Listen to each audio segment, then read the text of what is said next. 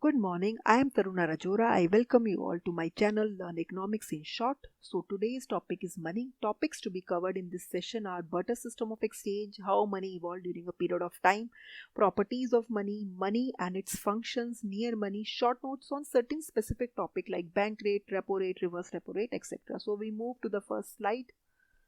Barter system of exchange. So barter system is a direct exchange of commodity for commodity. So good for good, apple for orange, banana for orange. So basically good for good. There is no money. Problems in barter system of exchange. Lack of double coincidence of want. So first of all, what is double coincidence of want? Okay, so if I want orange, okay, and I am having apple, so I have to find a person जिसके पास oranges और वो in exchange apple लेना चाहता है. Okay, that person want apple in exchange and I want orange in exchange. So this is called double coincidence of want. So in barter system of exchange, there is a lack of double coincidence of want. It means that it is difficult for a owner of one good to find someone else who want the same good. Okay. Next is lack of divisibility. Goods are not divisible. If car is exchanged for scooter, that you can't divide the car. Lack of storage facility. In case of commodity exchange, it is difficult to store purchasing power. Difficult to measure value. No common measure for valuing the commodity. See, you are exchanging good for good, so you can't measure commodity. Okay. I've also given the example, one pair of socks can be exchanged for 1 kg of tomato, but you need more pair of socks, to get one pair of shoes. So it is difficult to measure how much socks you need to get one pair of shoes. Lack of standard deferred payments. So deferred payments are basically future payments. So it is difficult to make future payments in commodity exchange like salaries, interest, etc. We move to the next slide.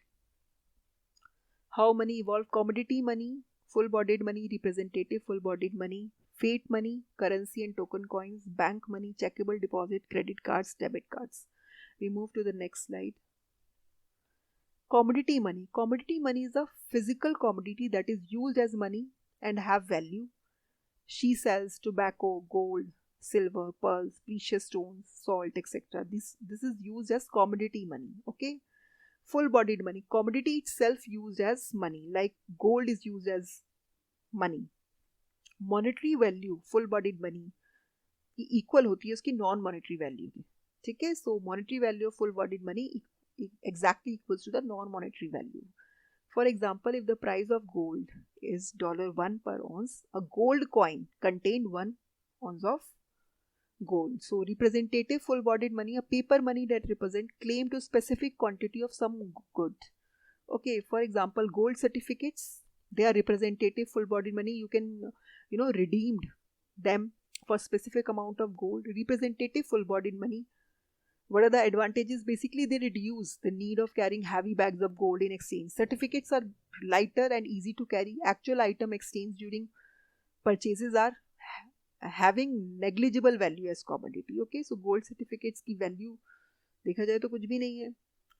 Okay, so actual item exchange during purchases has negligible value as commodity, but they represent money. Okay, so we move to the next slide. Fiat money. So fiat money has no value as commodity and does not represent claim to any physical commodity. कोई physical commodity को भी represent नहीं करते हैं और कोई value नहीं होती as a commodity. Money that was made legal tender by government. Okay, so it is both physical money and legal tender. Example है इसका token coins, आपकी currency. So it is backed by general acceptance by society as a medium of exchange. If all other members of society decided not to accept note as money, then people are not able to use note as medium of exchange. See, during demonetization, notes are out of, demonetized. You can't, use them as money for exchange. So now the new currency we are using on the fate of the government. Okay, so now that those notes are legal tender in our country. So fiat money has no value as commodity and does not represent any claim to physical commodity. Okay, it is a legal tender by government basically. Now we move to the next slide. Bank money. So any demand deposit account against which checks or drafts, basically the common bank account you have in your banks are checkable deposits. Okay, credit cards, basically it's a money substitute. It's not money, basically substitute hai money ka. We cannot, give plastic card in exchange of good. You can purchase good from your money, basically, but you can't just give your credit card and you'll get the thing. It is basically taking out a loan from a pre-approved line of credit. Okay. Next is physical properties of money: portability, divisibility, durability, recognizable value, elasticity. We move to the next slide. Portability. Money should be portable because it should be easy to carry, and more effective it is as a medium of exchange. कब ज़्यादा अच्छे से use होगा as a medium of exchange? अगर वो portable है, easy to carry है. Divisibility, अगर आप गोल्ड को यूज करते हैं एज अ मनी तो पोर्टेबिलिटी उसकी कम हो जाती है. ठीक है. Paper money are more portable as compare to gold और silver. Divisibility, money should be divisible, मतलब it should be made of material which is divisible in various denominations. आपको डिविजिबल होना चाहिए material. Durable, money should B durable, that is it should not wear out in use, should not depreciate quickly when not in use. So it should be durable. Money should be easily recognizable. That is, it should be easy for a people engaged in exchange to agree to the value of the good used as money. Okay, elasticity, it should be made of commodity whose supply is elastic. Supply can be increased whenever there is a need. So supply elastic होनी चाहिए उसके material की, तभी आप money produce कर पाएंगे. Next is functions of money. So there are three functions: primary functions, secondary and contingent functions. Primary, we know money is used as a medium of exchange. You'll use the money as a measure of value. You always said now 1 kg of fruits is equals to rupees 60. Okay. Okay, so you're valuing the commodity in money. 1 kg is equals to 60 rupees. So this is measure of value. Exchange, you are exchanging commodity for money. You get 1 kg of apples in exchange of rupees 100. So it is medium of exchange. So what are the secondary function? Standard of deferred payments. You make payment, future payments in form of money. You'll get salaries. You pay interest. You get interest in form of money. Okay. Store of value. You can store your value in form of money. Transfer value, you can also transfer money, transfer the value, okay, as money. Contingent function, so basically it's the basis of credit. You can give credit, you can get credit in form of money. Guarantor of solvency, it is also a guarantor. If you have a money, you can guarantee, and you will help others, and it act as a guarantor that you are solvent. Liquidity, it provide liquidity. Basis of distribution, you can distribute income in form of money. Okay. Best utilization of resources, you can utilize your resources with the help of money. So these are the functions of money. Now we move to the next slide. Near money. So near money, also known as quasi money, it serves as a store of value function temporarily and are convertible into a medium of exchange in short period. Near money basically वो money है जिसे आप बहुत short period में as a medium of exchange use कर सकते हैं. These are non-cash assets, highly liquid and easily convertible into money. They are not money, they are near money, they are very easily convertible. लेकिन जैसे आपके bonds होते हैं, securities है, debentures हैं, आपके bill of exchange है, आपके treasury bills हैं, ठीक है, 91 ट्रेजरी बिल्स. बेसिकली ये क्या है? आपके ये मनी मार्केट इंस्ट्रूमेंट्स हैं जिसे आप एज अ मनी यूज कर सकते हो. ठीक है. लाइफ इंश्योरेंस पॉलिसी है, आपके ट्रेवलर्स चेक है, certificate of deposit. These are near money. You can use them as money. Okay. Now you can convert them as money in very short period. Okay. Now we move to the next slide. So in this short notes section, I have covered these topics like bank rate, repo rate, reverse repo rate, CRR, and statutory liquidity ratio. So we start with bank rate.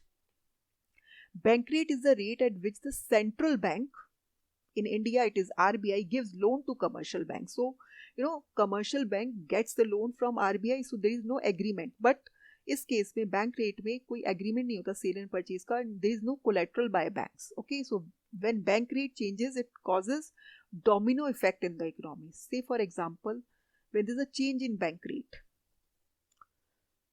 अगर आपने increase किया, it will affect the interest rate bank will charge on the loan from customer. अगर आप bank rate increase करता है RBI, तो commercial bank भी जिस रेट पर आपको लोन देते हैं उसको इंक्रीज कर देते हैं. ठीक है, so it causes domino effect. Central Bank RBI determines the bank rate in the economy, and bank rates serve as a reference rate on the basis of which commercial banks can fix their prime lending rates. So it is a reference rate, okay, on which the commercial banks fix karte prime lending rate. Now we move to the next slide. Repo rate. Repo rate is the rate of interest at which RBI lends to commercial banks. So RBI lends to commercial bank and they charge a rate of interest. Okay, so repo means repurchasing option or repurchasing agreements. Both parties, RBI and commercial banks, will sign agreements. So there is an agreement of repurchase at predetermined date at specific price. So collateral, there is a collateral in the form of gold and silver, which is also accepted by RBI. So what is the basic difference between bank rate and repo rate? So what is the basic difference? Repo rate provides short term loans with collateral, but bank rate आपको क्या provide करता है? Long term loans without any collateral. So this is the basic difference. So bank rate, it's for long term, and short term loans के लिए we go for repo rate. Okay, so we move to the next slide. Reverse repo rate. See, sometimes there is a excess money in commercial banks, so they park their excess money in central bank for short period and they charge interest rate. That interest rate is reverse repo rate. Basically commercial banks gets the interest rate. Okay, so reverse repo rate is the interest rate provided by central bank to commercial bank for borrowings. Okay, so basically RBI is borrowing from commercial bank and that commercial bank is providing, getting this interest rate. ठीक है, repo rate is a measure of providing short-term funds to banks and cater the need of funds, while reverse repo rate basically किस चीज का instrument? It's an instrument which will help the central bank to control the money supply in the economy. It aims to reduce money supply in the economy and it will help to reduce the inflation. So basically when commercial bank park their excess money in central bank, what will happen? There will be less money supply in the economy. Okay, so it will reduce money supply and it will also reduce inflation. Okay, so we move to the next slide. Cash reserve ratio. It is that part of deposit which is mandated by RBI or central bank to kept as reserve by commercial banks. So it ensures that banks should not run out of cash. Okay, CRR decided by Monetary Policy Committee formed by RBI. Higher the suppose there is a 4% CRR, so 4% banks should keep the 4% in their reserves and they can provide loan,